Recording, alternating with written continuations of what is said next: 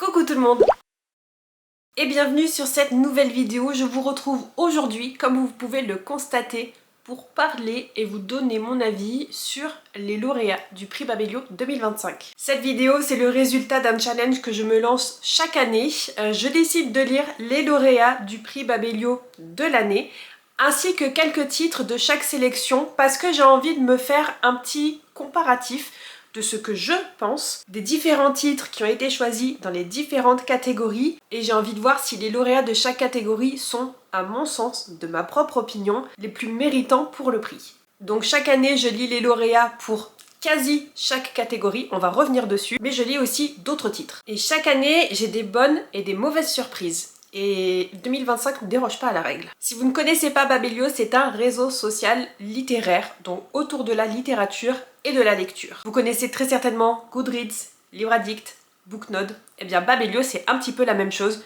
mais c'est français. Et moi je suis sur ce réseau social depuis des années. Et en 2025, c'est la 4e fois que je me lance ce petit challenge de lire les lauréats de l'année. C'est un petit défi que je me lance donc depuis 2022 et à chaque fois, comme je vous le disais tout à l'heure, j'ai de très bonnes surprises et de très mauvaises surprises et je m'interroge toujours un petit peu. Le prix Babelio revient chaque année avec 10 catégories. On va retrouver de la littérature française, de la littérature étrangère, une catégorie polar et thriller, une catégorie bande dessinée, il y a aussi jeunesse, manga, jeune adulte, imaginaire, roman d'amour et non-fiction. Et vous vous doutez déjà quelle est ma catégorie préférée. Sur ces 10 catégories, je zappe systématiquement la catégorie manga, puisque c'est vraiment pas un support que j'affectionne, c'est vraiment pas un support que j'ai envie de lire, que je prends plaisir à lire. Ça sert à rien de forcer. De toute façon, en général, dans les mangas, c'est des séries à rallonge et les tomes qui sont sélectionnés ne sont que très rarement des tomes 1. J'ai pas envie de les acheter. La plupart du temps, ma médiathèque ne les a pas non plus.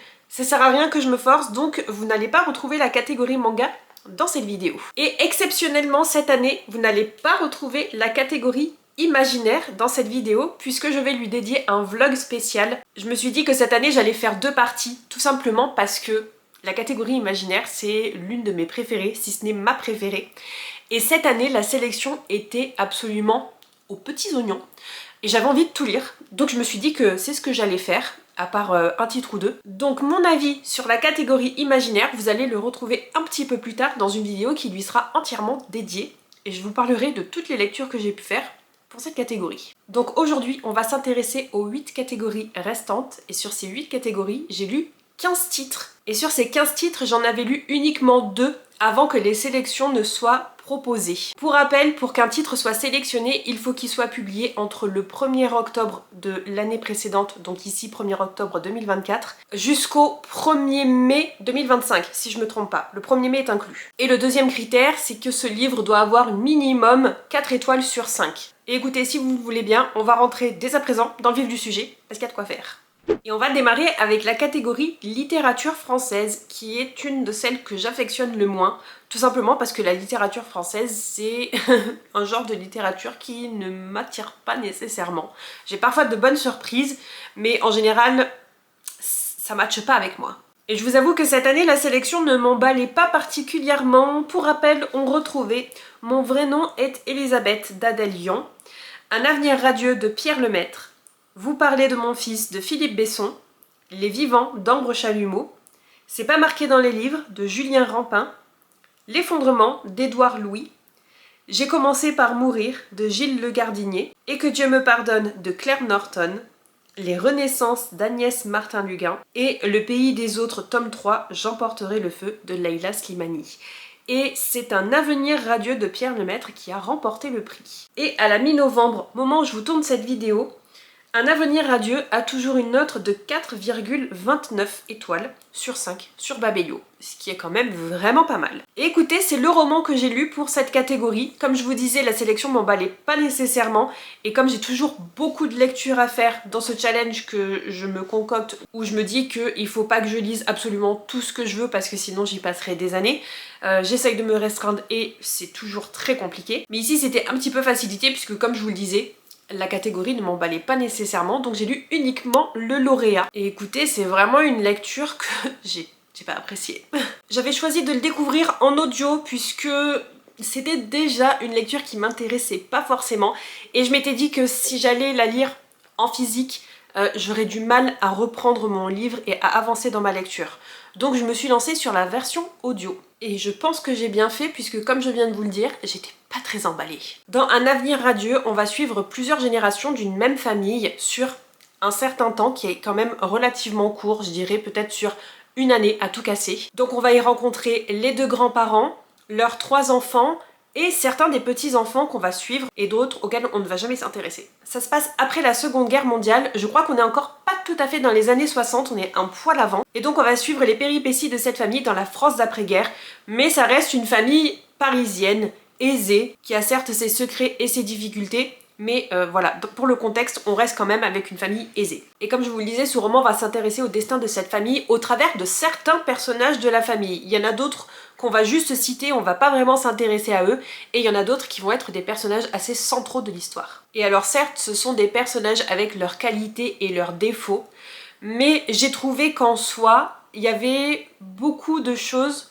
où c'était un petit peu tiré par les cheveux, le hasard et les difficultés s'acharnaient quand même sur cette famille, et ça faisait pas très réaliste tellement ça faisait beaucoup.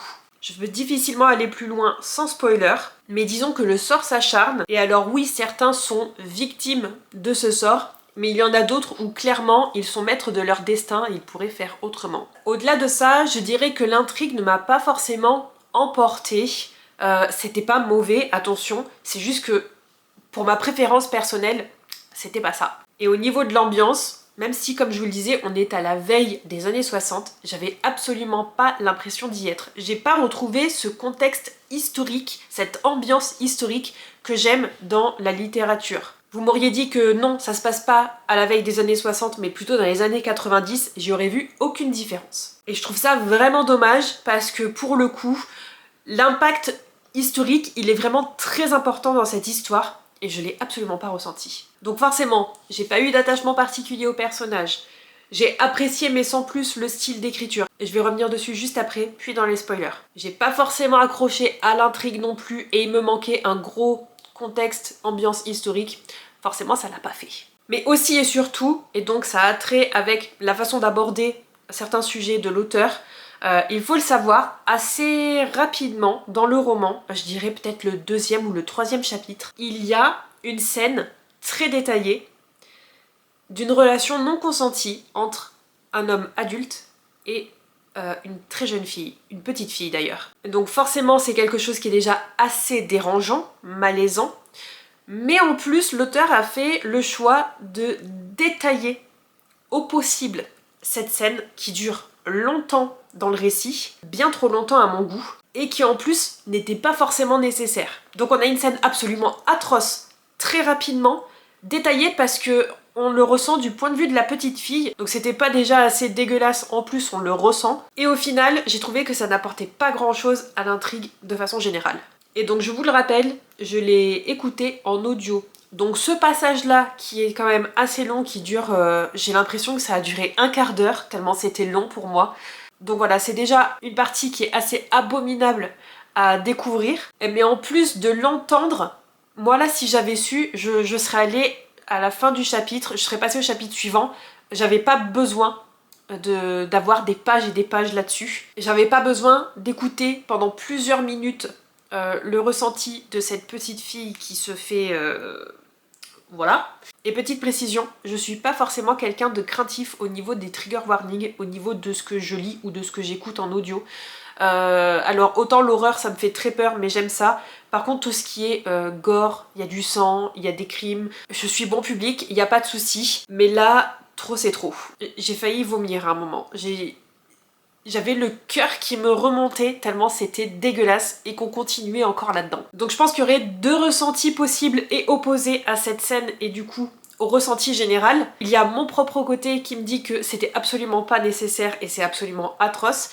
Et je pense qu'il y a d'autres personnes qui se disent c'est hyper bien fait parce que c'était très immersif. Moi c'était trop immersif pour moi. Voilà, j'avais qu'une envie, c'était de vomir. Et je vous avoue que j'irai même plus loin et je m'interroge sur la nécessité d'incorporer, comme je vous le disais, une telle scène dans un roman. Je me demande qu'est-ce qui s'est passé dans la tête de l'auteur pour se dire qu'il allait écrire des pages et des pages là-dessus. Je peux pas m'empêcher de penser que c'est peut-être un fantasme refoulé. J'espère pas pour lui parce que vraiment c'est atroce. Mais il y a clairement un plaisir malsain à décrire une scène de façon aussi détaillée. Bref, je m'interroge et clairement très très mauvais ressenti. Je vais rentrer rapidement dans les spoilers pour ce roman parce que j'ai besoin de détailler encore 2-3 petites choses. Donc je vais vous mettre le spoiler ici et je vais aussi vous afficher quelque part dans la vidéo le timing auquel je vais arrêter les spoilers. Comme ça, si vous voulez passer, il n'y a pas de souci.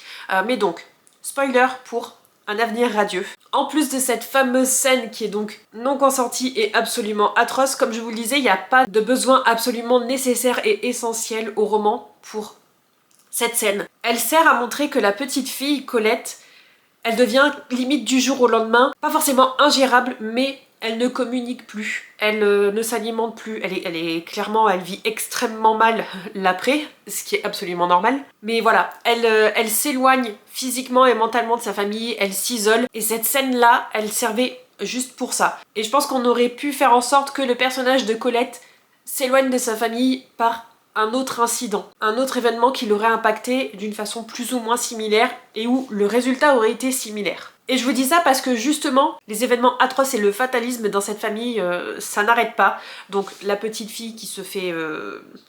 voilà. Mais on a aussi son père qui est purement et simplement un serial killer.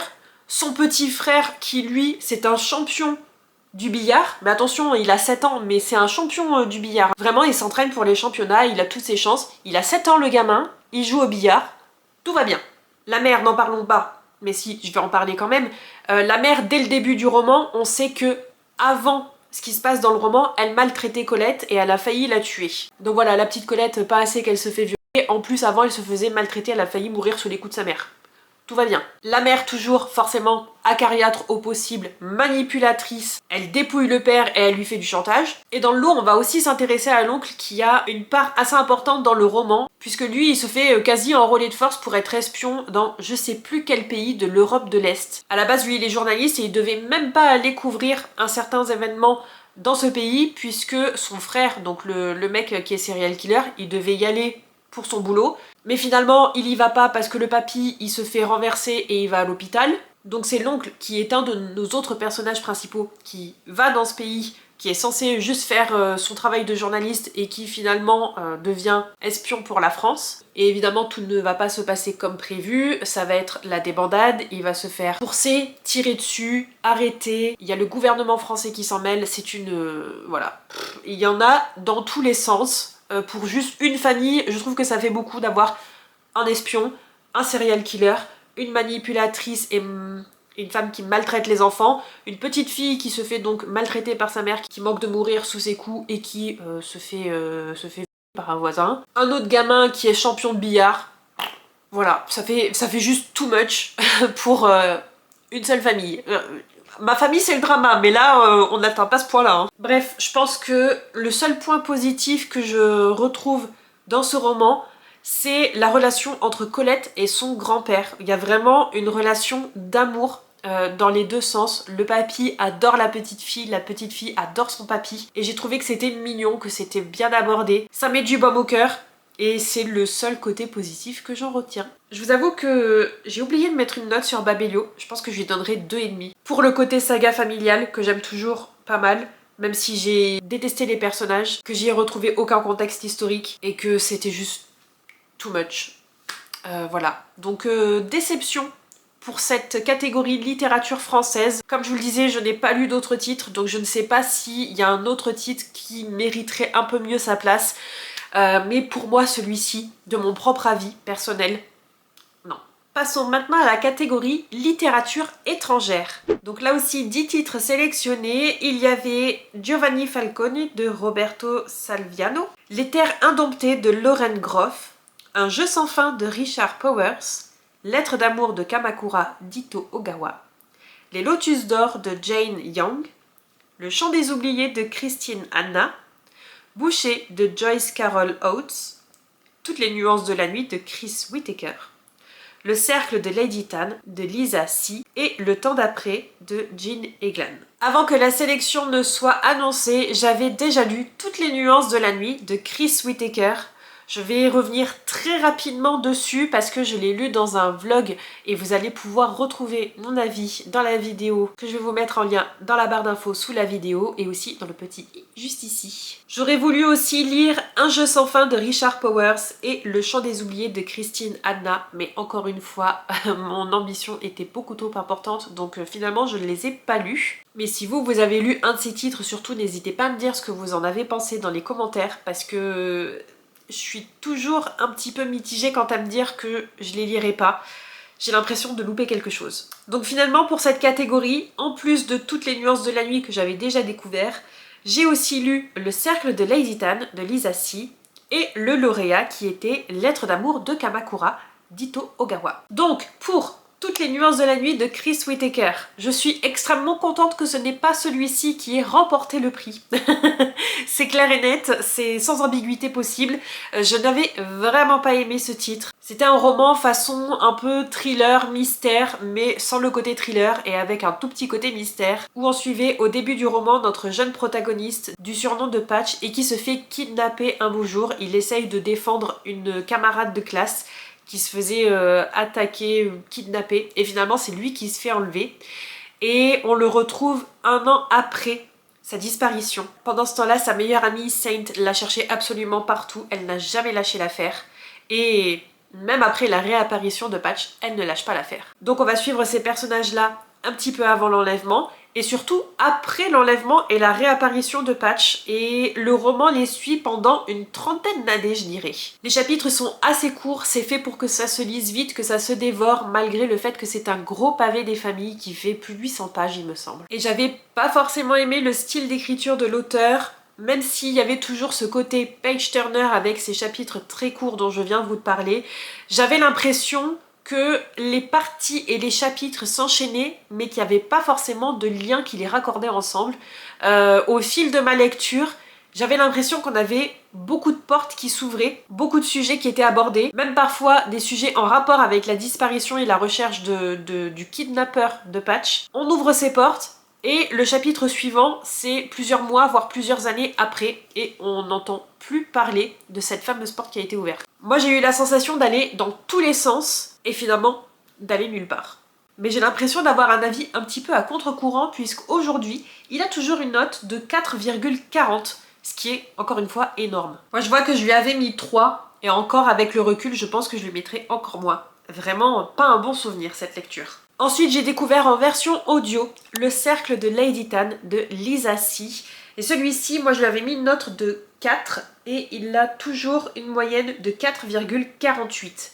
Donc légèrement supérieur à toutes les nuances de la nuit, mais là c'est clairement un titre que je vais vous recommander. C'est un roman historique et clairement féministe puisqu'on va y suivre notre personnage principal qui est un personnage qui a réellement existé. On y suit Yushan Tan, qui est une jeune fille au début du roman. Elle est issue d'une des familles chinoises les plus importantes de la région, voire du pays. Et au début du roman, elle va perdre sa mère et elle va être envoyée chez ses grands-parents pour poursuivre son éducation. Et sa grand-mère étant l'une des très rares femmes médecins, elle va lui enseigner la médecine chinoise. Donc en plus d'apprendre tout ce qu'une jeune fille de bonne famille doit apprendre, surtout au niveau de l'étiquette et du comportement, elle va parfaire son éducation avec la médecine chinoise et apprendre les soins qu'on peut apporter à tous les maux féminins. C'était hyper intéressant. Déjà le style d'écriture de Lisa C, on est vraiment dans la Chine impériale, que ce soit dans la description de paysages, de situations. On fait souvent appel à nos 5 sens. En plus de ça, on va y suivre des personnages attachants. Et ce côté féminin et féministe, il est omniprésent. Mais en plus, le fait que ce soit inspiré de faits et de personnages qui ont réellement existé,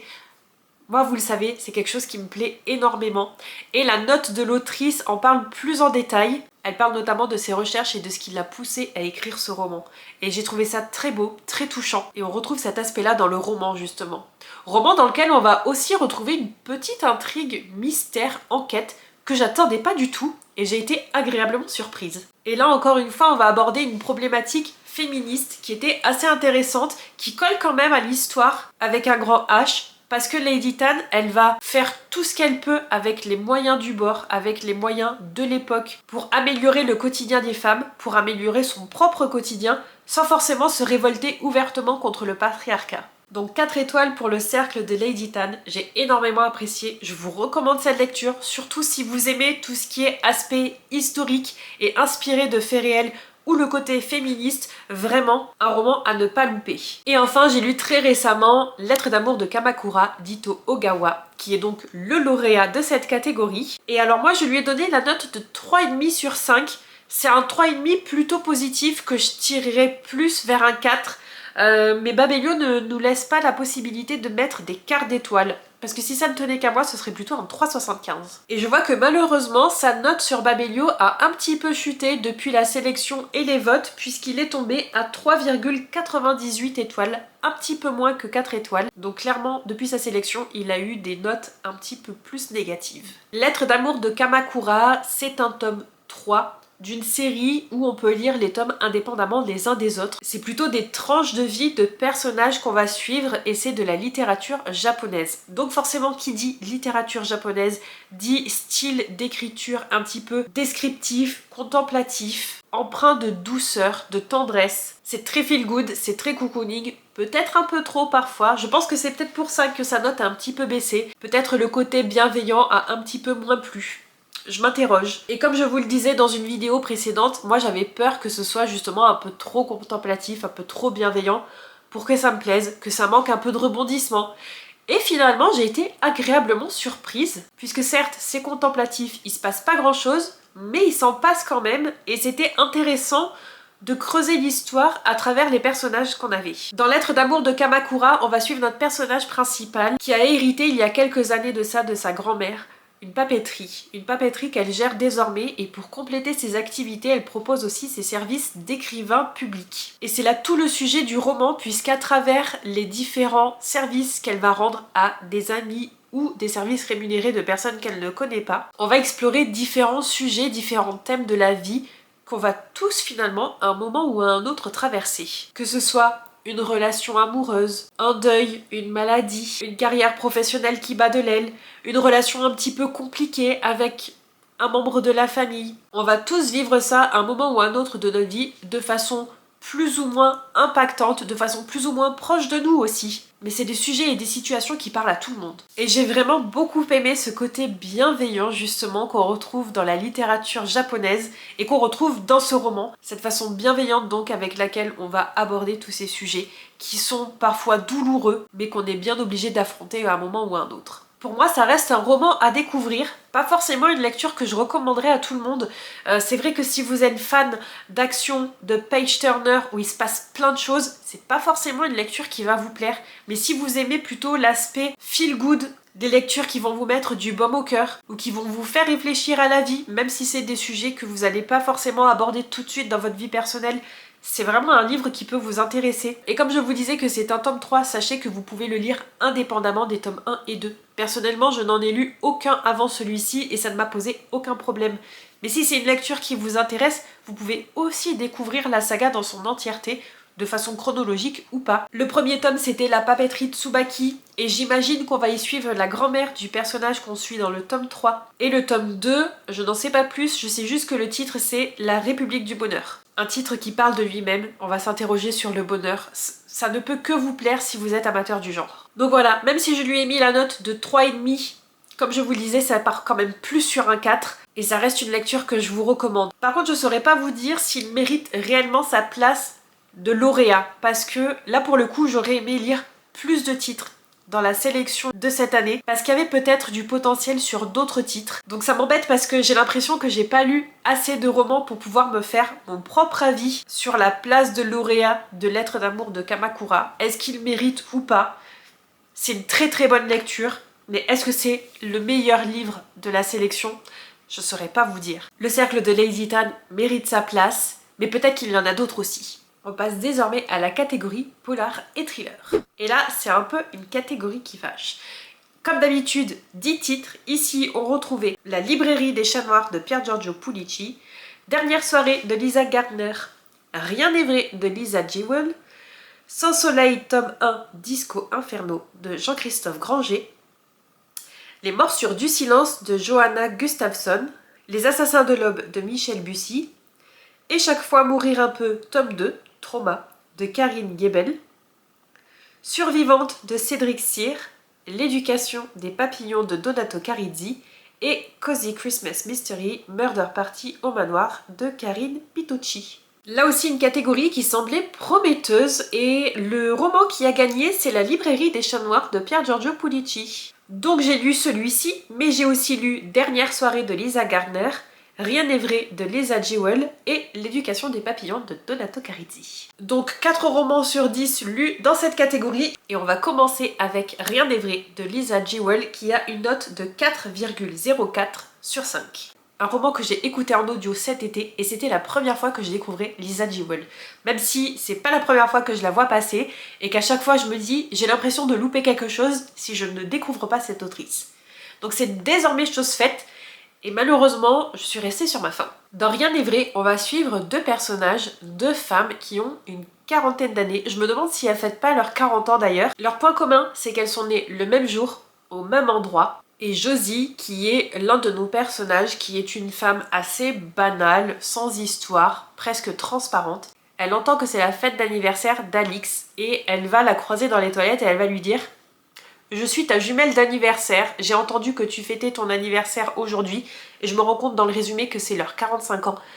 Donc elle lui dit: j'ai entendu que c'était 45 ans aujourd'hui, figure-toi que moi aussi, c'est mes 45 ans aujourd'hui. Et donc elles vont faire connaissance comme ça et Alix, qui est podcasteuse, elle va se dire que c'est quand même pas une rencontre anodine et elle va en faire une série pour son nouveau podcast. Donc les 2 femmes vont se rencontrer à plusieurs reprises et au fil des interviews, il va y avoir des choses pas nettes dans l'histoire de Josie qui vont intriguer Alix, qui vont l'inciter à creuser encore plus, quitte à déterrer des secrets un peu trop bien enfouis. Et forcément la vie d'Alix va en pâtir. Le principe de base m'intriguait énormément. C'est quoi cette histoire de 2 femmes qui se rencontrent de façon totalement hasardeuse sur leur jour d'anniversaire alors que c'est leur anniversaire en même temps? Est-ce que c'est vraiment le hasard qui joue là-dedans ou est-ce que l'un de nos personnages a vraiment creusé? Et qu'est-ce qui va se passer ensuite? C'était quelque chose qui m'intriguait énormément et malheureusement, arrivé à la fin, j'ai été un petit peu déçue. Le voyage était hyper prenant, c'est un réel page-turner, je pense que la version papier l'est autant que la version audio. Impossible à lâcher, mais arrivé à la fin et avec l'avalanche de révélations, j'étais un petit peu déçue puisque finalement, tout est dans le titre.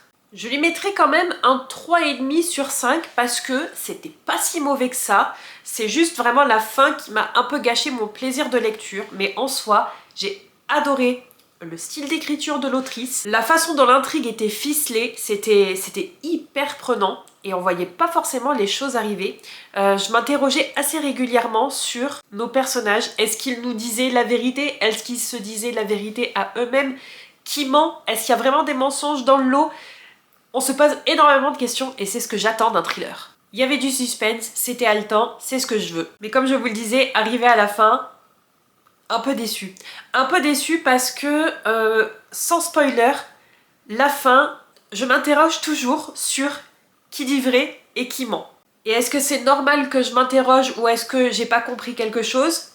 Ou est-ce que c'est voulu de la part de l'autrice de faire une fin de cette façon, où finalement, on s'interroge toujours. Et est-ce que ça serait pas intéressant au niveau de la relativité de la vérité? Parce que selon le point de vue, par rapport à une certaine histoire, chacun a sa propre vérité. Et c'est peut-être ça justement que l'autrice veut aborder comme sujet. Je suis pas sûre de moi, mais j'ai envie de le prendre comme ça pour être un peu moins déçue de ma lecture.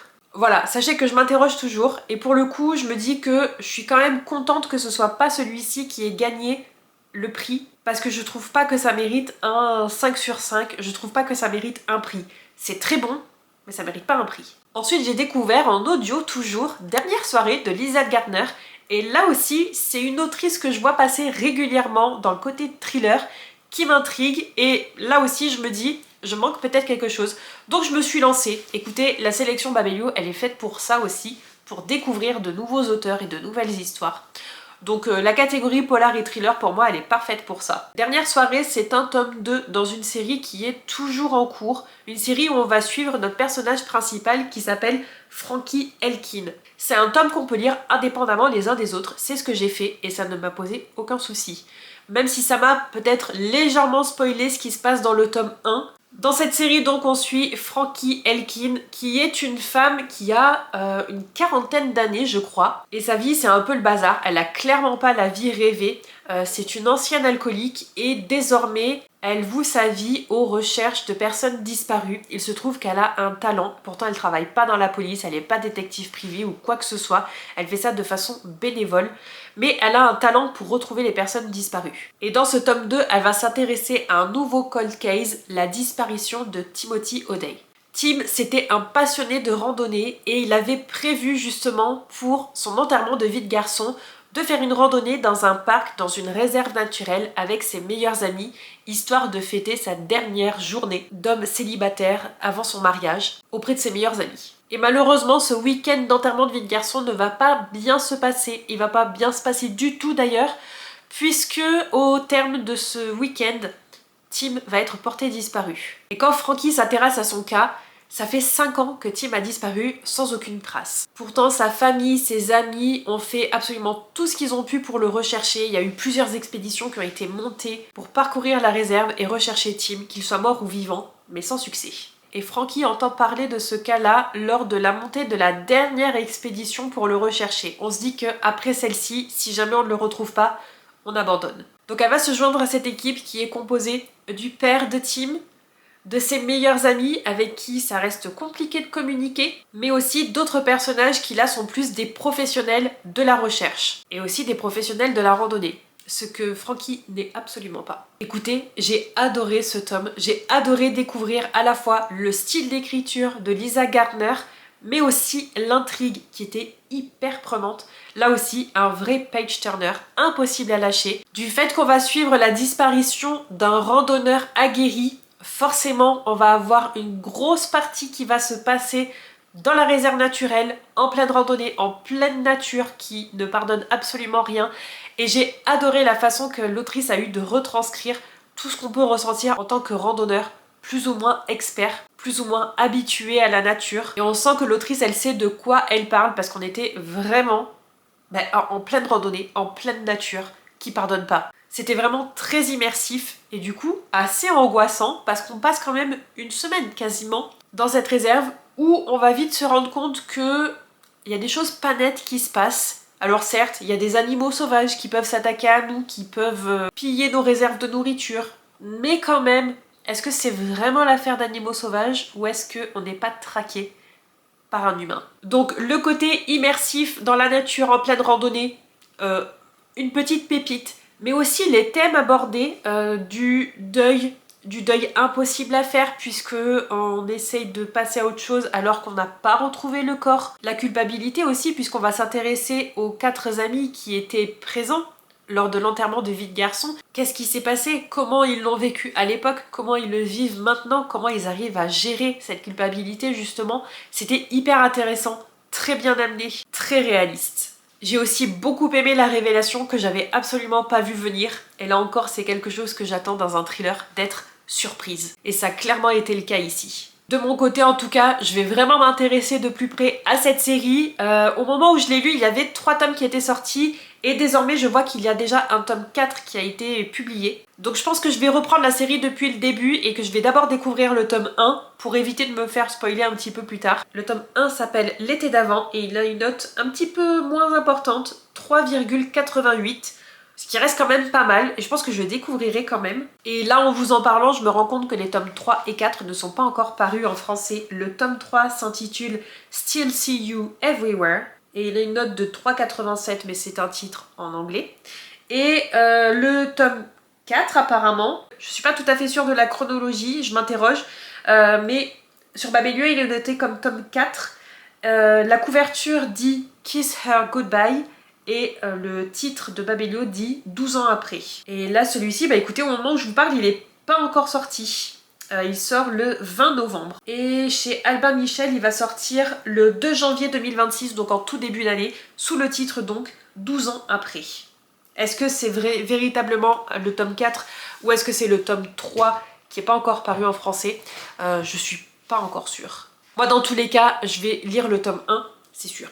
Et au niveau des notes, Dernière soirée a une moyenne de 4,11 étoiles et moi je lui ai donné tout simplement 5 sur 5. Je me suis régalée. J'ai aussi lu très récemment, en audio toujours, L'éducation des papillons de Donato Carizzi. Cet auteur, je l'avais découvert l'année dernière, pour la même raison, avec le challenge Babelio 2024. Avant ça, je ne le connaissais pas du tout, et donc quand j'ai fait ma vidéo challenge 2024, j'ai découvert son roman qui était sélectionné, c'était La Maison aux Lumières, et là aussi j'avais une palle un peu trop ambitieuse, je m'étais même dit que j'allais le laisser tomber, et comme je l'avais emprunté, j'ai encore changé d'avis et je l'ai lu. Ça a été l'une de mes meilleures surprises de mon challenge Babelio 2024, et donc là cette année quand je l'ai vu dans la sélection pour le prix 2025, je me suis dit, bah j'ai peu de chances de ne pas aimer, donc on va y aller, on va découvrir L'éducation des papillons. On va y suivre l'histoire de Serena quand on la rencontre au début du roman.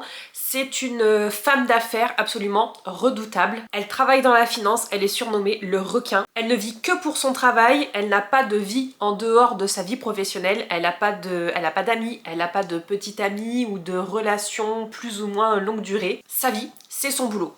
Et par un coup du destin, elle va tomber enceinte et elle va devoir garder cet enfant. On va ensuite découvrir la relation entre la mère et la fillette, que je détaillerai un petit peu plus dans la section spoiler, parce que là, il va falloir que je rentre dans les spoilers pour vous donner plus en détail mon avis. Et donc sur une première partie du roman, on va découvrir la vie de Serena avant la grossesse, pendant et après.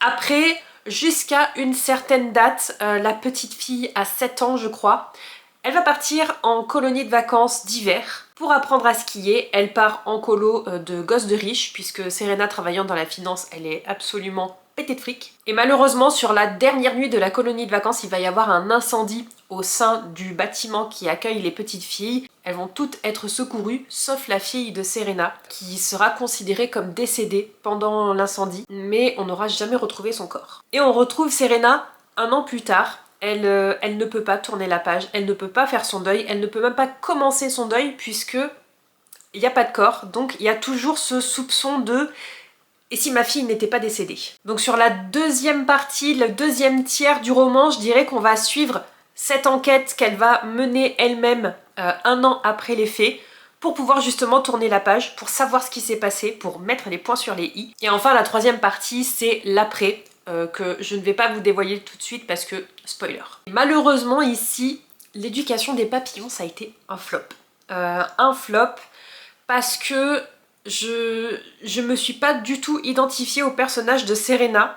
Il y avait des moments où j'avais un peu d'empathie pour elle, mais ça partait très rapidement. L'intrigue quant à elle, elle était assez prenante, mais j'avais trouvé que ça s'essoufflait un peu, qu'on ressassait un peu trop. Tout ça pour qu'il y ait une révélation à la fin de la deuxième partie et on se rend compte que tout ça n'a servi à rien, ou presque. Et ça c'était, je vous avoue, c'était un peu décevant. C'est intelligent au niveau de la narration parce qu'on croit certaines choses et finalement c'est autre chose qui se passe. Mais même si ça faisait sens pour l'intrigue, j'ai trouvé que pour être réaliste, ça faisait pas 100% sens. Et à partir de maintenant, je vais rentrer dans les spoilers parce que du coup, pour vous, ce que je dis, ça fera beaucoup plus sens. Donc attention, spoiler, comme d'habitude, la petite étiquette en haut et le petit timer pour se retrouver dans une section hors spoiler, mais spoiler pour L'éducation des papillons. Donc comme je vous le disais, la première partie, c'est on découvre Serena avant, pendant sa grossesse et après. Et là où le personnage de Serena est intéressant et où j'ai eu un petit peu de mal aussi, c'est que c'est une mère qui ne voulait pas de son enfant. Dès le début, elle ne voulait pas de cette grossesse, elle a essayé de s'en débarrasser, d'avorter, mais c'était trop tard. Elle a essayé de faire en sorte de faire des fausses couches, mais elle n'y arrivait pas. Elle s'est mise en danger pour ne plus avoir ce bébé et elle n'a pas réussi. Et finalement, quand elle accepte enfin que elle va être obligée de mener à terme cette grossesse et qu'elle décide de mettre l'enfant à l'adoption dès sa naissance, là encore, il y a quelque chose qui fait que finalement, elle va être obligée de garder la petite fille. Et après ça, après le fait qu'elle l'ait gardée, on découvre une relation mère-fille qui est quand même très distante. On sent toujours que Serena, elle ne veut pas de cet enfant. Elle s'en occupe certes, mais elle en fait le moins possible au niveau de son devoir de mère. C'est pas elle qui l'éduque. La petite fille, elle est encadrée de domestiques, de personnes qui s'occupent d'elle, qui remplacent tant bien que mal le rôle de mère et de père, puisque Serena restant une célibataire endurcie, il n'y a pas d'image de père non plus, mais il n'y a aucune image parentale finalement. Si vous voulez, Serena c'est un peu l'image de la mère qui a l'argent pour financer son train de vie, le train de vie de sa fille, pour donner ce qu'il y a de mieux à son enfant en termes de consommation. Elle voyage très souvent et de façon très luxueuse. La petite fille, clairement, elle ne manque de rien. si ce n'est de l'amour de sa mère, d'un amour maternel. Et ça peut vraiment pas être plus clair dans le récit. Serena, c'est pas du tout la mère parfaite, au contraire. Mais c'est une mère qui n'essaye même pas d'être parfaite, elle n'essaye même pas d'être présente dans la vie de sa fille. Et quand arrive le drame, quand arrive ce fameux incendie, toutes ces petites filles qui sont secourues, qui sont sauvées, sauf la sienne, tout de suite il va y avoir un sentiment de culpabilité de la mère et son monde va s'effondrer. Elle va plonger dans un cocktail de drogue et d'alcool pour s'abrutir, pour pouvoir penser à autre chose, pour pouvoir continuer à vivre malgré la disparition de la petite fille. Et quand elle va mener l'enquête, là encore elle va se mettre très souvent en danger, mais cette fois-ci pour retrouver sa petite fille, pour faire la lumière sur tout ce qui s'est passé. Finalement il va s'avérer qu'on la mène en bateau, et c'est la fin de la deuxième partie, c'est cette fameuse révélation. Depuis le début de son enquête non officielle, Serena elle se fait mener en bateau par les indices qu'elle trouve, par les personnes avec qui elle discute, par les témoignages qu'elle récupère. Tout ça c'était tout simplement pour lui soutirer de l'argent. Donc il y a des gens qui ont profité de sa faiblesse pour s'enrichir sur son dos. Et enfin la troisième partie, c'est quelques années plus tard, où elle a refait sa vie, elle a rencontré quelqu'un. On suit tout ça, mais je vous dis ça dans les grandes lignes. Elle refait sa vie, elle rencontre quelqu'un, elle change du tout au tout, et elle commence même à fonder une famille, jusqu'à ce qu'il y ait un nouvel indice qui revienne dans la disparition de la petite fille, et où elle ne va pas pouvoir s'empêcher encore une fois de retourner sur les lieux du drame, de remener son enquête, mais cette fois-ci en étant clean, en ayant les idées claires et en acceptant la possibilité que sa petite fille elle est peut-être réellement décédée. Et là où j'ai eu un gros problème, c'est que ce personnage de, au début, une mère absolument distante et absente de la vie de sa fille, qui considérerait presque qu'elle n'a pas d'enfant, que son enfant c'est un boulet dans sa vie, c'est une tâche dans sa vie, c'est son erreur de parcours. Bref, l'enfant elle ne l'a pas voulu, elle ne l'a jamais voulu et elle fait en sorte qu'elle n'apparaisse pas dans sa vie. À partir du moment du drame, son enfant c'était tout pour elle. Et c'est vraiment avec ça que j'ai eu du mal. Comment une mère aussi détachée peut en un claquement de doigts devenir une mère aussi parfaite, aussi touchée, aussi bouleversée et surtout aussi détruite alors qu'elle n'en voulait pas. On nous aurait présenté une mère pour qui la petite fille est tout dans sa vie. Évidemment que ça fait sens. Mais là on passe du tout au tout en un claquement de doigts, en une nuit.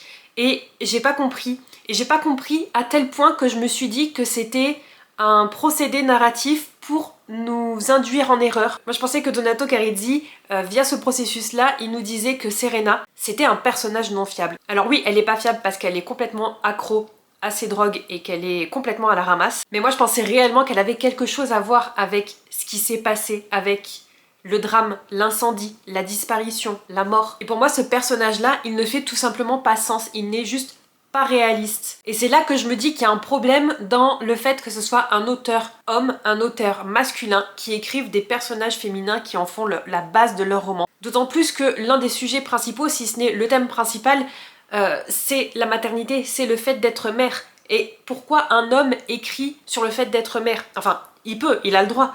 Mais j'ai trouvé que c'était mal exécuté puisque la preuve en est, Serena, elle n'est pas du tout crédible. Pour moi, elle n'est pas crédible dans son rôle de mère en deuil. Et pour continuer dans ce thème-là, avec les spoilers toujours, j'en profite, sur la fin du roman, on découvre qu'en fait la petite fille, elle est toujours vivante. Elle s'est fait kidnapper parce qu'elle ressemble trait pour trait à une petite fille qui est décédée dans le même village, qui avait la même apparence, le même âge, et par un coup du hasard, c'est cette mère endeuillée qui a perdu sa fille il y a déjà plusieurs années, mais qui fait en sorte que personne dans le village ne le sait. Et bien c'est elle qui va kidnapper la petite fille et qui va l'élever comme sa propre fille. Et finalement, la fille de Serena, elle vivait dans le village, au vu et au su d'absolument tout le monde, et personne ne s'est dit que c'était la petite fille qui avait disparu.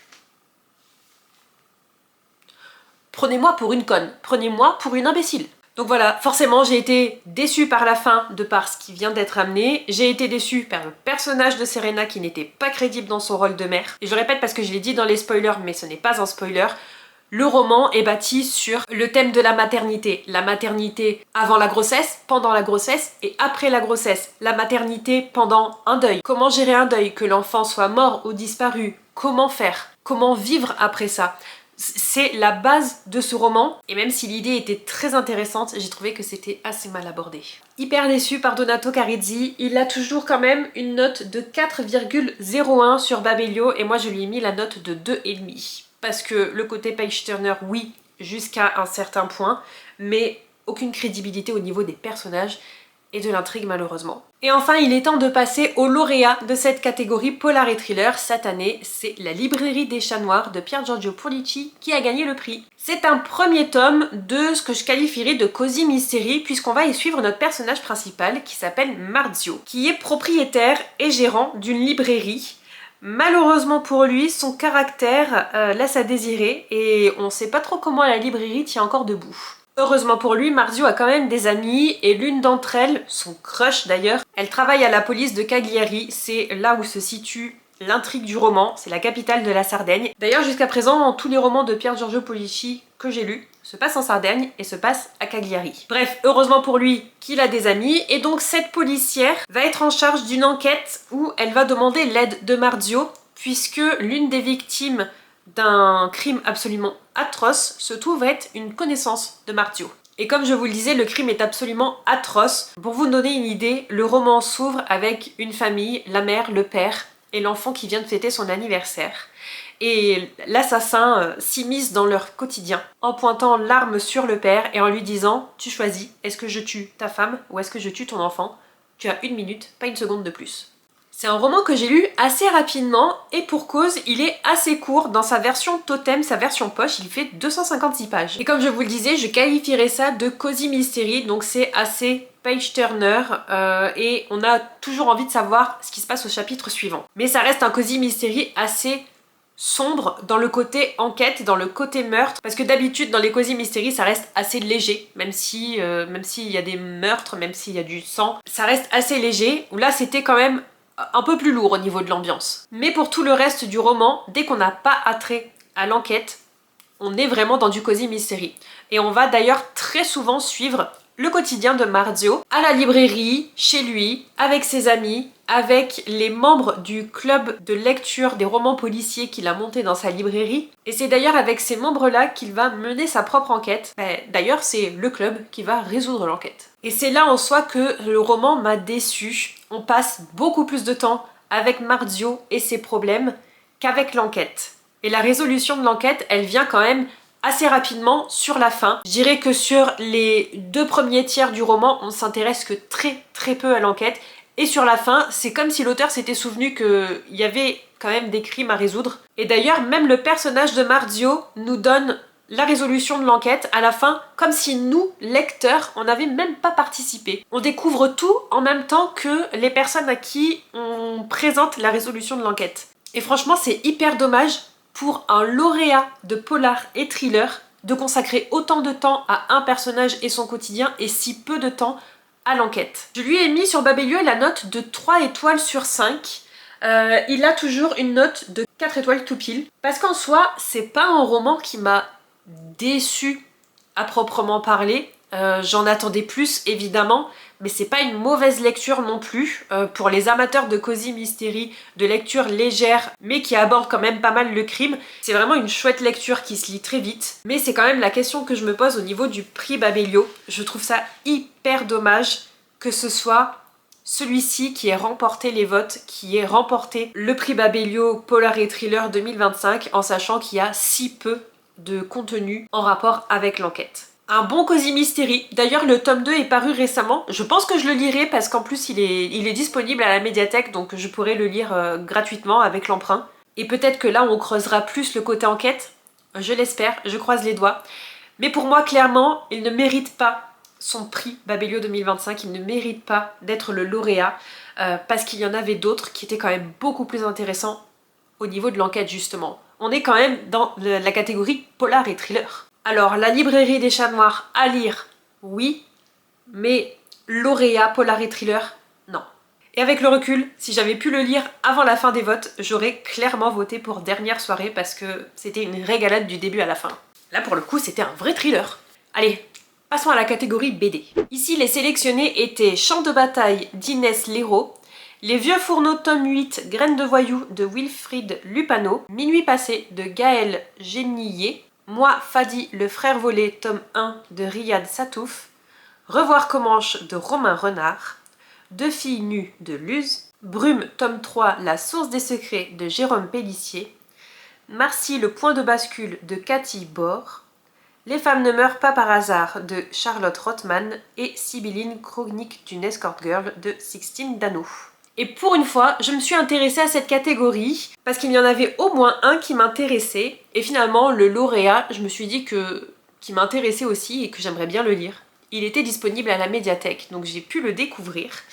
J'ai donc lu pour cette catégorie 2 titres. J'ai lu Minuit passé et Les femmes ne meurent pas par hasard. Dans Minuit passé, on se trouve dans une période historique que je ne saurais pas vous situer précisément, mais on n'est clairement pas à l'époque moderne. On va y suivre Guerlain qui a une trentaine d'années et qui vient d'aménager dans une maison de son enfance avec son fils Nice. Sa femme, la maman de Nice, n'est pas présente, elle s'est absentée pour le travail et on va passer le plus clair de notre BD avec Guerlain et son fils dans cette maison qu'ils apprennent à découvrir et à s'approprier. Parce que même si c'est une des maisons d'enfance de Guerlain, il n'a aucun souvenir d'y avoir séjourné. Mais depuis qu'il est revenu s'installer ici, il est de nouveau sujet à d'étranges insomnies. Dès que minuit passe, il devient impossible pour lui de dormir. Alors je dois vous avouer que l'intrigue elle-même, par rapport aux insomnies de Guerlain et ce que l'autrice essaie d'aborder comme sujet, ça ne m'a pas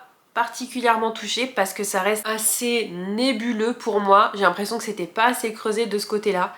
Par contre, la relation entre Guerlain et son fils et sur la deuxième partie, la relation entre Guerlain enfant et ses sœurs, c'était trop mignon. C'était hyper attendrissant, très beau, très touchant. J'avais le sourire aux lèvres en lisant, en découvrant cette BD. Et que dire des illustrations, des dessins, des couleurs utilisées sur ces planches, c'était absolument magnifique. Je vais vous incorporer justement un clip avec certaines planches pour que vous ayez un peu une idée du style, de l'utilisation des couleurs.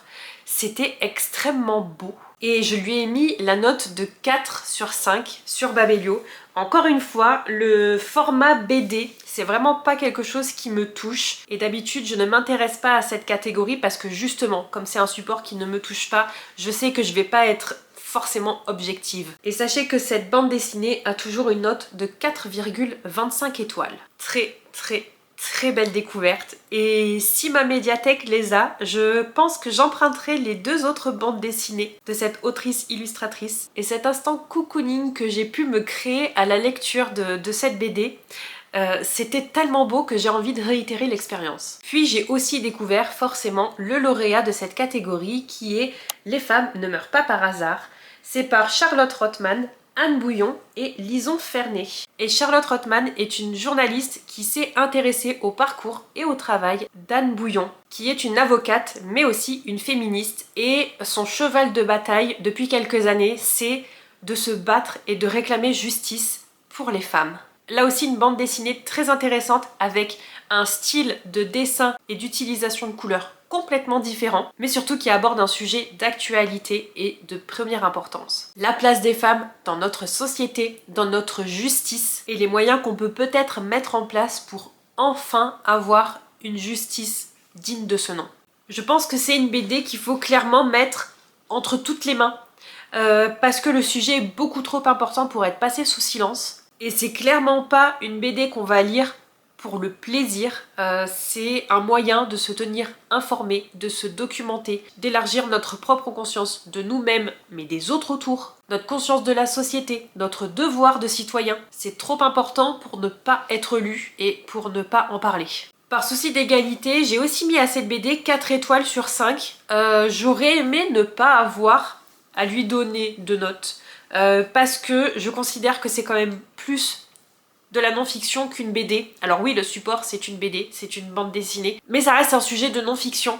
C'est un sujet qui n'est pas inventé, qui n'est pas romancé, et qui, à mon sens, ne peut pas être noté, parce que c'est la vie réelle, ça se passe maintenant. Mais donc sachez que je lui ai mis la note de 4 sur 5, et sur Babelio, il a toujours une note de 4,35 étoiles. Lisez-le, empruntez-le à la médiathèque, mettez-le entre toutes les mains. Je suis pas fâchée que ce soit celui-ci qui ait remporté le prix Babelio, parce que ça permet justement de mettre en lumière ce sujet, mais j'aurais pas été étonnée non plus que ce soit Minuit passé qui remporte, parce que c'était aussi extrêmement beau et très touchant. Complètement différent, évidemment, que ce soit dans le fond ou dans la forme, Mais pour moi, les deux méritaient ce prix. Et j'espère que le fait que les femmes ne meurent pas par hasard, ça aide à bousculer encore un petit peu les idées reçues. Et ça aide à mettre en lumière un petit peu plus les violences intrafamiliales. Passons à la catégorie suivante. Je ne vais pas aborder la catégorie manga, qui est la catégorie suivante, mais je vous affiche quand même à l'écran la sélection qui a été annoncée pour le prix Babelio 2025. Et je vais vous mettre sûrement une couronne sur le manga qui a remporté le prix de cette année.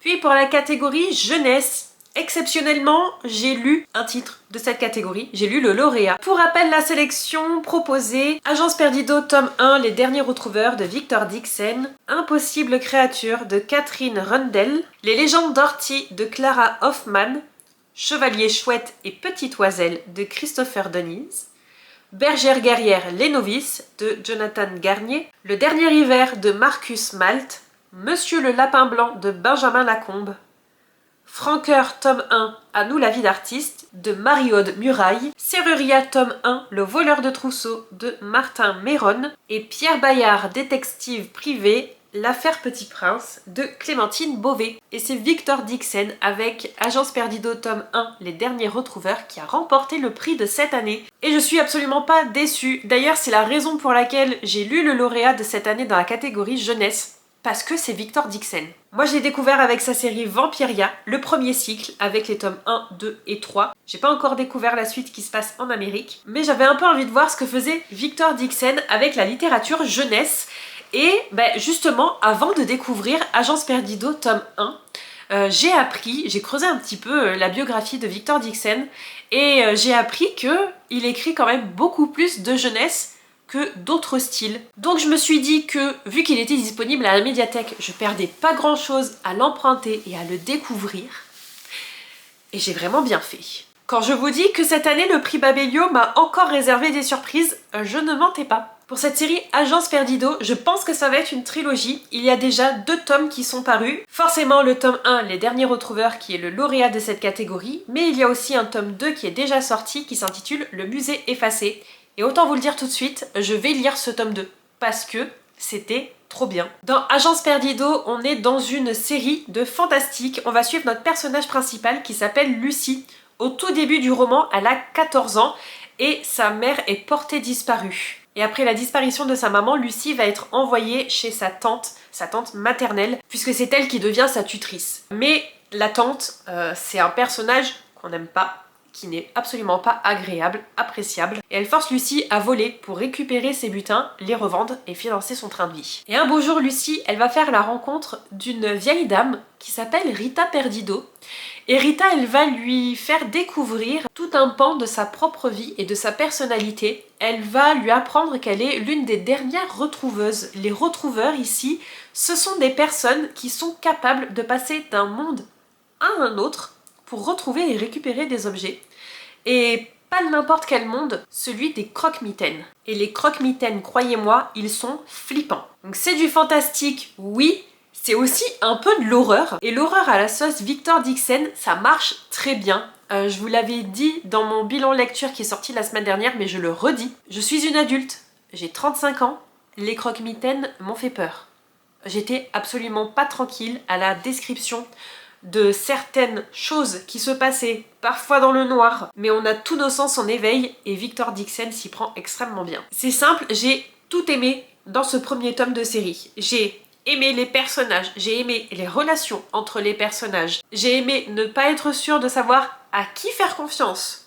Et si je fais confiance, est-ce que j'ai bien fait? J'ai aimé l'intrigue et le world building qui sont quand même assez entremêlés, mais ce monde parallèle avec des croque-mitaines qui sont capables de passer dans notre monde à nous et de récupérer certains objets et parfois des gens pour les entraîner dans leur monde à eux, sous certaines conditions, c'était hyper bien réfléchi, hyper bien travaillé, hyper bien amené et extrêmement crédible.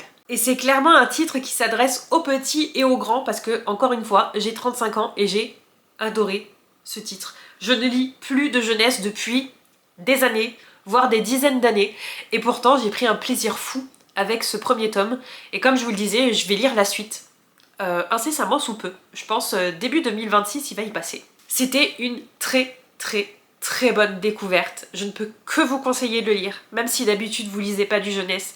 Sortez de votre zone de confort, sortez des sentiers battus. C'est ce que j'ai fait avec ce roman et je le regrette absolument pas. À l'origine, je lui ai mis une note de 4 sur 5, mais je viens de réévaluer ma note et de lui mettre un 4,5. Et de façon globale, il a toujours une moyenne de 4,35 étoiles.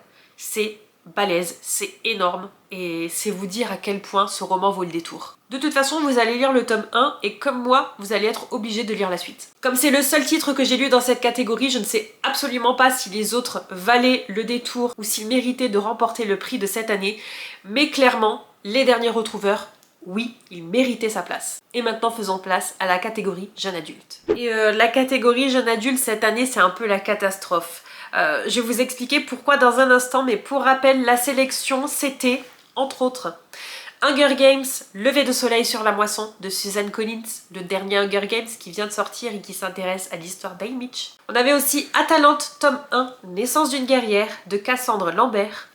Absolu, tome 3, tome final avec Les Éveillés de Marc de Seine. On retrouvait aussi Nous de Christelle Dabos, Heartless Hunter de Kristen Ciccarelli, Le Royaume de Cendres de Sarah J. Maas, le tome je sais pas combien dans la série Kéléana, Impitoyable Serment de Rebecca Ross qui est le deuxième tome de la duologie Divine Rivalité, Nothing Like the Movies de Lynn Painter, The Stolen Air tome 2 Le Trône du Prisonnier de Holly Black. Et enfin, on avait aussi Caméra Obscura, Le Chant des Morts de Maëlle Dessart. C'est un titre que je voulais découvrir dans cette catégorie, mais il n'était pas disponible à la médiathèque et j'avais plus de budget pour acheter autant de livres où j'étais pas sûre d'aimer. Donc finalement, je ne l'ai pas lu. J'aurais aimé aussi découvrir Nous de Christelle Dabos, le tome 3 d'Absolu, parce que j'ai déjà lu les tomes 1 et 2 et que je veux savoir la fin. Et j'étais aussi très intriguée pour découvrir Impitoyable Serment, parce que autant le tome 1, je sais qu'il a fait un carton complet, tout le monde adore, mais le tome 2, j'ai entendu beaucoup de retours mitigés, voire déçus, et j'étais assez surprise finalement de le voir dans cette sélection, puisque, comme je vous l'ai dit en début de vidéo, pour faire partie de la sélection, il faut avoir minimum 4 étoiles sur 5.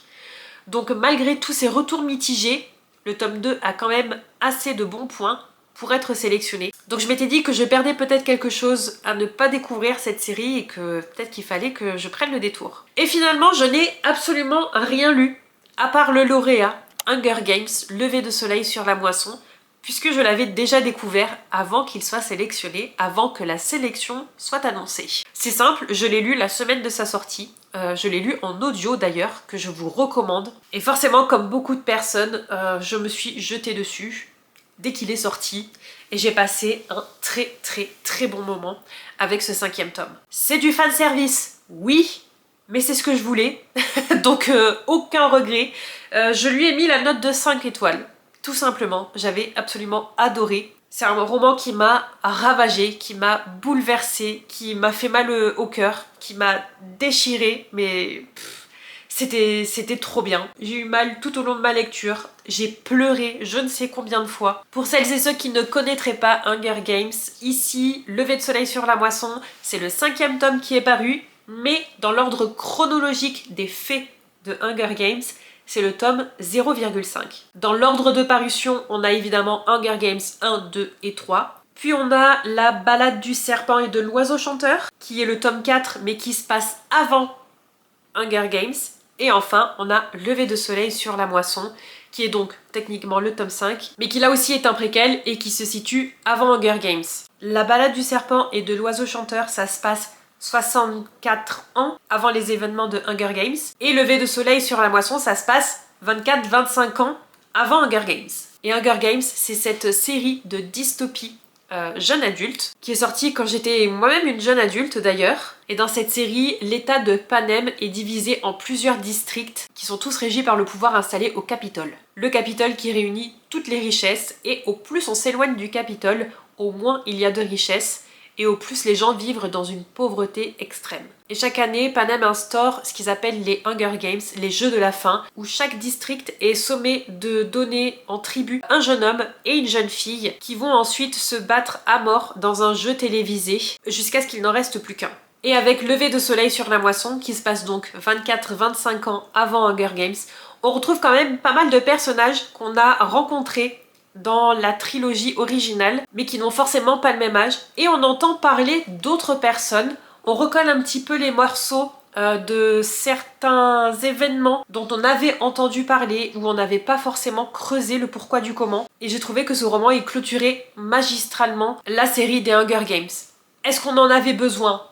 Peut-être pas forcément, mais il s'inclut parfaitement dans la série de Susan Collins. Bref, clairement, moi j'ai adoré. Et les lecteurs Babelio ont adoré aussi, puisque c'est celui qui a remporté le prix de cette année. Donc moi je lui ai mis la note de 5 sur 5, et plusieurs mois après la fin des votes, il a toujours une note de 4,42 étoiles. Avant-dernière catégorie de cette vidéo, avec les romans d'amour. Et si vous êtes habitué à la chaîne, vous le savez, les romans d'amour et moi, en général ça fonctionne pas.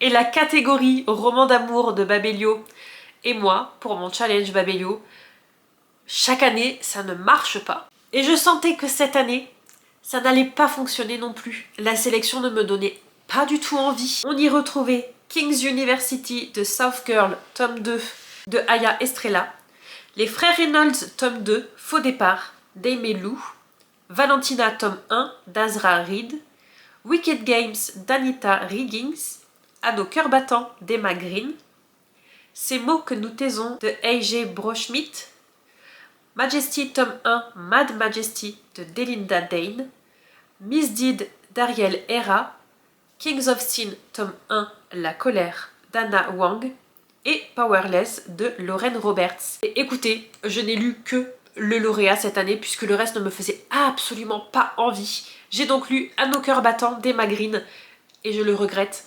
Et plus jamais je ne lirai d'Emma Green. De toute façon, j'ai fait l'écart cette année parce que c'était le lauréat et je me suis dit que peut-être je loupais quelque chose en ne lisant pas ce duo d'autrices. Mais non.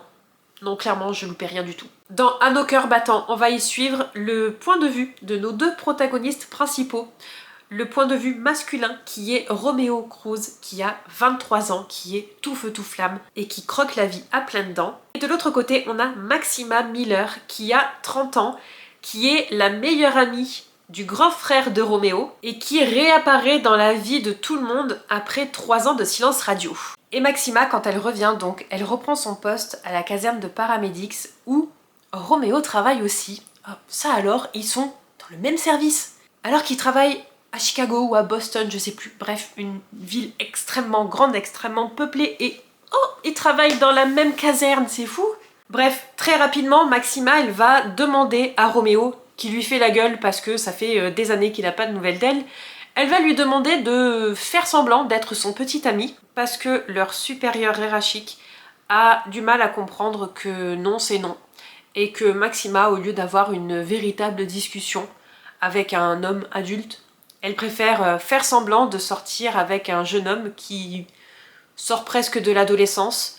Alors je le précise avant d'oublier, le roman aborde un sujet important qui prend de la place sans que ce soit tout le roman non plus, mais il traite des violences conjugales, qui est un sujet important, qui est un sujet douloureux, qui est un sujet de société, et qui je trouve était intelligent à amener, à travailler, à approfondir. Même si j'ai pas aimé la façon dont ça a été fait, je reconnais que ça a le mérite d'être abordé.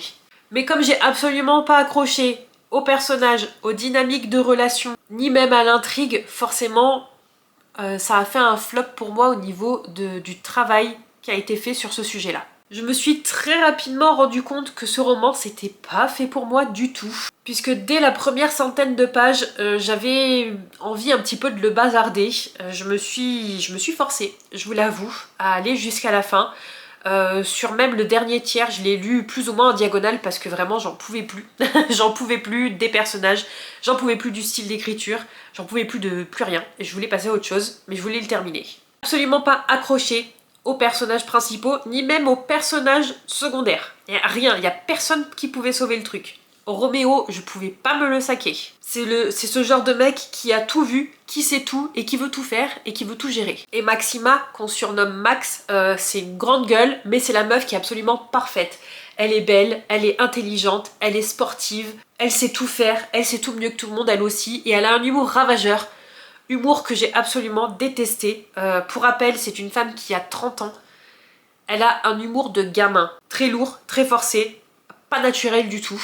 Et les autres personnages alentours, donc la famille et les amis de nos personnages principaux, ainsi que les autres secouristes qui travaillent dans la même caserne, il n'y a pas de nuance. Ils sont tous caricaturaux au possible. Il y a personne qui pouvait sauver ça. Même les prénoms des personnages... Alors déjà, on a un personnage qui s'appelle Roméo. Roméo et Juliette. Bon, ok. Ça reste un prénom qui est relativement, entre guillemets, commun dans les cultures latines. Soit.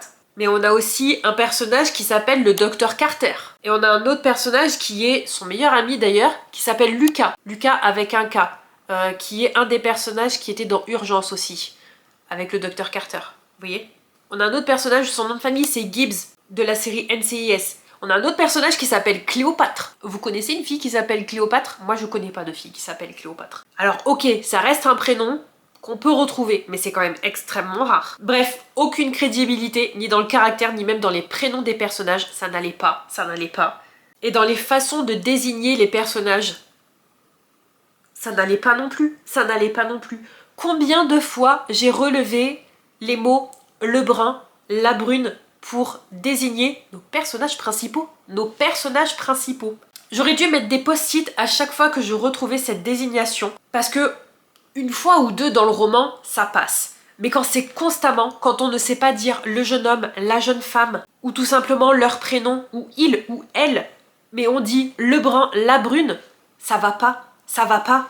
Je comprends qu'on dise le brun ou la brune si on a dans une situation donnée, on a plusieurs personnages avec des couleurs de cheveux différentes et qu'on les a déjà désignés avec leurs différences de couleurs, qu'on sait qu'il y a une rousse par exemple et il y a deux blonds et on n'a qu'une seule brune dans le lot, c'est notre personnage et on va dire ah oui la brune elle a fait ci, elle a fait ça.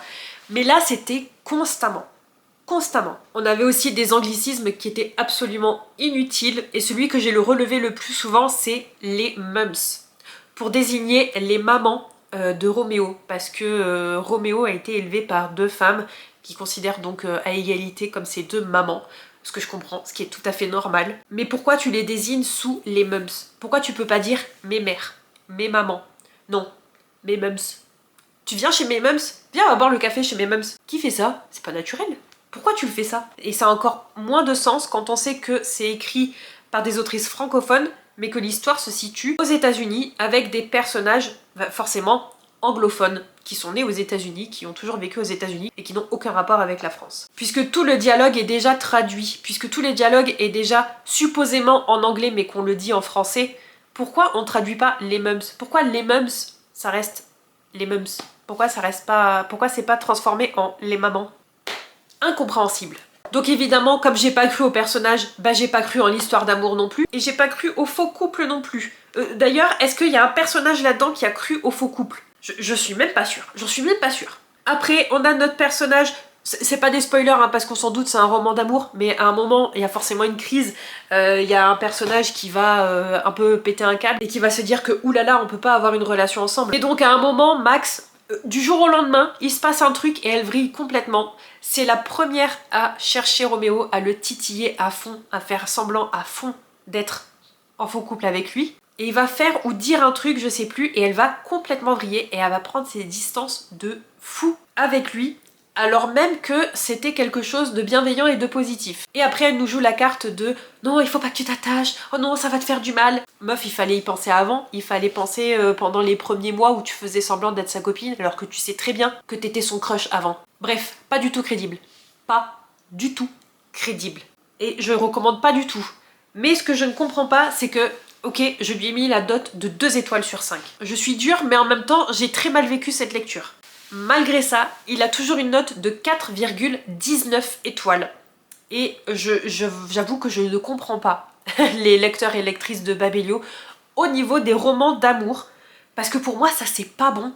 C'est pas bon du tout. C'était téléphoné, c'était prévisible au possible. Alors ok, un roman d'amour c'est toujours plus ou moins prévisible. Mais là, c'était gros comme une maison dès le début. Non. Ah oui, et d'ailleurs, il y a certains moments où on a des situations où... Alors une fois c'est Roméo et une autre fois c'est Max qui le fait. Ils prennent des initiatives pour se faire plaisir, se faire un cadeau. Non, le consentement, la validation, elle est où? Je reconnais la volonté de bien faire de la personne, mais Non, je suis pas d'accord. Tu ne m'envoies pas en voyage à travers tout le pays sur mon week-end de repos. Demande-moi d'abord si j'ai pas prévu quelque chose. Si j'ai juste pas envie de glander à la maison tout le week-end. Si j'ai juste peut-être envie de voir personne. Je sais pas, demande, pose la question. Bref, non. Non, non, non. 2 étoiles et encore j'aurais pu mettre moins. Je me trouve gentille avec mes 2 étoiles finalement. Et vous savez, le pire dans tout ça, c'est que je suis même pas sûre que les autres romans qui étaient dans la sélection valent plus le coup. En tout cas, pour moi, pour ma propre expérience de lectrice qui n'aime pas vraiment les romans d'amour, à part quelques exceptions, là cette année, il n'y en avait vraiment aucun qui m'intéressait et je pense qu'il n'y en a aucun qui peuvent être mieux que celui-là. Et en réalité, j'ai pas envie de tenter l'expérience. Et enfin, pour terminer, on passe à la catégorie non-fiction. Comme d'habitude, un petit rappel des 10 titres qui faisaient partie de la sélection. On avait Intérieure nuit de Nicolas Demorand, Coulées brunes, comment le fascisme inonde notre langue d'Olivier Maroni, Loin de chez moi, grand reporter et fille de paysan de Maryse Burgot, Résister de Salomé Saké, Le rêve de Marc Aurèle de Frédéric Lenoir, Le cours de Monsieur Paty de Michael Paty, Ajouter de la vie au jour d'Anne-Dauphine Julien, Vivre avec les hommes, réflexion sur le procès Pédico de Manon Garcia, La disparue de la réserve Blackfeet d'Anaïs Renevier et Les féministes t'encouragent à quitter ton mari, tuer tes enfants, pratiquer la sorcellerie, détruire le capitalisme et devenir transpédéguine d'Alex Tamessilia. Et c'est Résister de Salomé Saké qui avait remporté le prix. Donc j'ai lu celui-ci et j'ai aussi lu La disparue de la réserve Blackfeet d'Anaïs Renevier. Et je vais commencer par celui-ci puisqu'il fait partie de la collection True Crime de 10-18 que j'avais très envie de découvrir depuis le début de la collection et que j'ai enfin commencé à découvrir avec celui-ci. C'est le 2e titre, la 2e enquête d'Anaïs Renevier dans cette collection. Ici, elle va s'intéresser à l'histoire d'Ashley Loring Heavy-Runner, cette jeune femme qui a disparu en 2017 au sein de la réserve Blackfeet. Et avec cette disparition toujours non résolue de nos jours, ça va être le point de départ d'une enquête à l'échelle états-unienne, puisqu'au travers de cette enquête et de ce fait divers, on va mettre en lumière les statistiques et les différents écarts entre les communautés qui peuplent les États-Unis. Parce qu'on va étudier dans le détail le cas d'Ashley, de sa famille, des problématiques que sa famille va rencontrer lorsqu'ils vont vouloir déposer une plainte, organiser des battues, rechercher Ashley, vivante ou morte, interroger des personnes, bref, mener une enquête de façon tout à fait normale. On va aussi se rendre compte que la police prend un peu ça à la légère parce que ça se passe dans les réserves et que ça concerne des minorités. Des personnes qui ont pour habitude de se droguer ou de disparaître pendant plusieurs jours avant de réapparaître. Les autorités ne sont absolument pas inquiètes, ne se sentent absolument pas concernées. Et malheureusement, c'est pas que au travers du cas d'Ashley qu'on va se rendre compte de ça. C'est dur parce que Anaïs Renevier, elle met en lumière vraiment la descente aux enfers de la famille d'Ashley qui remue ciel et terre pour la retrouver et il y a limite personne qui les écoute, à part leur propre communauté. Ça se lit très vite parce que c'est extrêmement prenant.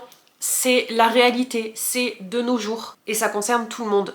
Enfin, malheureusement, principalement les femmes, et encore plus principalement les femmes issues de communautés minoritaires. À mon sens, il faut que tout le monde le lise, il faut que tout le monde soit au courant de ce fait divers, comme tant d'autres. Il faut rester éveillé, il faut rester concerné, il faut rester informé, et malheureusement, dans certains cas, il faut aussi se battre pour se faire entendre. Il y a une phrase que je trouve hyper impactante, qui fait partie du résumé, et qui met en lumière exactement ce qu'il faut. Être une femme amérindienne dans une réserve, c'est avoir 10 fois plus de risques de se faire tuer que la moyenne aux États-Unis. Tout est dit, c'est absolument pas normal. Bref, comme je le disais la semaine dernière, c'est révoltant, c'est tragique, mais il faut le lire, et il faut faire en sorte que ça s'arrête. Je lui ai mis la note de 5 étoiles, et comme je vous disais tout à l'heure, j'aime pas trop donner des notes aux non-fiction parce que c'est un peu juger la vie réelle, c'est juger des faits qu'il n'y a pas besoin de juger. Donc voilà, je lui ai mis 5 étoiles. Il a toujours une note de 4,07. Pour de la non-fiction, c'est très très bon.